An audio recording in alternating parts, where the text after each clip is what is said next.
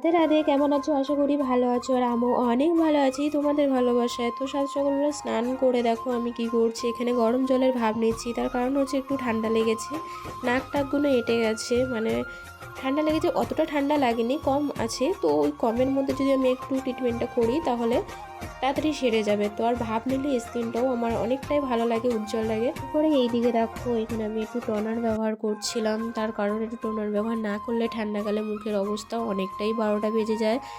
বললাম যে প্রথমে যে ঠান্ডাটা আমার একদমই ভালো লাগে না। তারপরে এখানে আমি একটা ময়শ্চারাইজার ইউজ করছিলাম। তার কারণ হচ্ছে মুখে একটু কিছু না মাখলে তো মুখটা একদম পুরো সাদা ফেটে ফেটে যায়। দিনের সময় কিছু না মাখলে নয়, গরমকালে তাও কিছু না মাখলে সারাদিনটা ভালোভাবে কেটে যায়, কিন্তু ঠান্ডার সময় কিছু না মাখলে পুরো হাত পায়ের মুখের মানে একদম মানে দেখার মতনই থাকে না।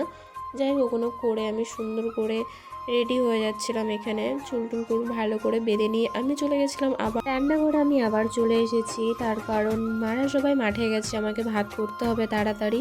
তো এইদিকে ভাত করে কিছু তরকারি করে আমি দিয়ে এসেছিলাম মাঠে মাদেরকে ভাত দিয়ে আসতে। আর এদিকে দেখো এখানে কাদা বলে তার জন্য আমি আর যাইনি, ভাইকে ওই দিক থেকে পাঠিয়ে দিয়েছি। আর আরেকজন দেখো এদের বাড়ি দিয়ে গেছে, আরেকজন দেখো মাছ নিয়ে খেলা করছে, মাছ ওইখান থেকে পড়ে গেছে, কেমন করে ধরছে দেখো। মানে এইটুখানি মানুষ, মানে হতে পারে ছোট কিন্তু একদম বুদ্ধি মানে গাটে গাটে বুদ্ধি আছে। তারপরে বাড়ি এসে আমার টমকে একটু খাওয়া দিয়ে দিলাম, আমিও খেয়ে নিয়েছি। তারপরে এসে আমি এদিকে ভিডিও করবো বলে রেডি হচ্ছিলাম। তার কারণ অনেক দিন আমি ভিডিও করিনি সেইভাবে সেজে গুজে, মানে অনেক দিন হয়ে গেছে।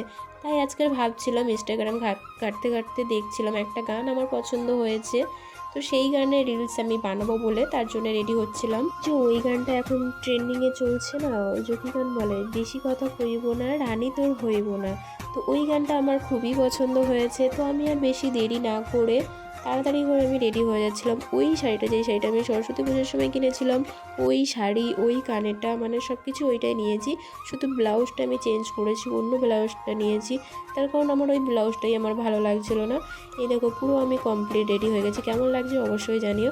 তারপরে বিকেলবেলা আমি আবার ভাব নিয়ে নিয়েছি, তার কারণ আমি যাব বিয়ে বাড়িতে, একটু ভাব নিয়ে নিলে ভালোই লাগে সারাদিনটা।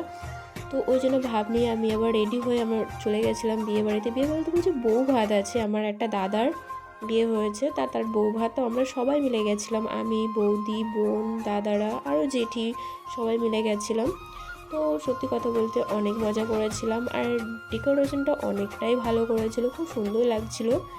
আর তো ওটাই আমরা দেখছিলাম, এখানে সবাই দাঁড়িয়ে দাঁড়িয়ে বোকার মতন দেখেই যাচ্ছে। মানে আমি সত্যি কথা বলতে কাউকেই চিনি না, আমার মা তো যায়নি, তাও জেঠি গেছিলো, বোনদেরকে বলে দিয়েছিল এটা এ হয় ওটা ও হয়, কিন্তু আমার মা যায়নি। আর আমি সত্যি কথা বলতে আমার কোনো আত্মীয় স্বজনকে অত ভালো করে আমি কাউকেই চিনি না।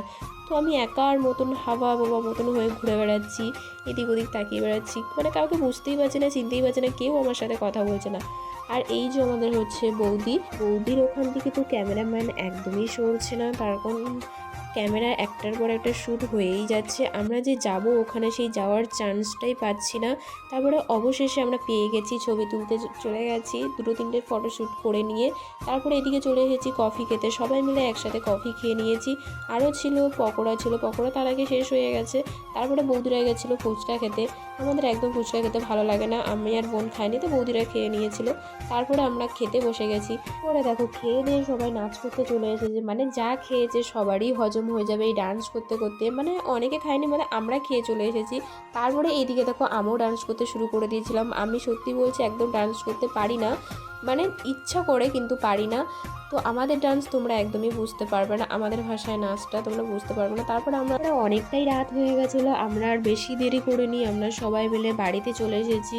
চলে এসে আমি এগুলো সব কিছু চেঞ্জ করছিলাম, খুলছিলাম। আর আমি যে কানেরটা পরেছিলাম, কানেরটা হচ্ছে সত্যি অনেকটাই ভারী ছিল, আমার দুটো কান ব্যথায় একদম মানে নাজেহাল অবস্থা হয়ে গেছিলো, মানে প্রচণ্ড পরিমাণে ব্যথা হয়েছিল। তো যাই হোক ওটাই কানটা ব্যথা করছিলো। আজকের ভিডিওটা এই অবধি, সবাইকে টাটা।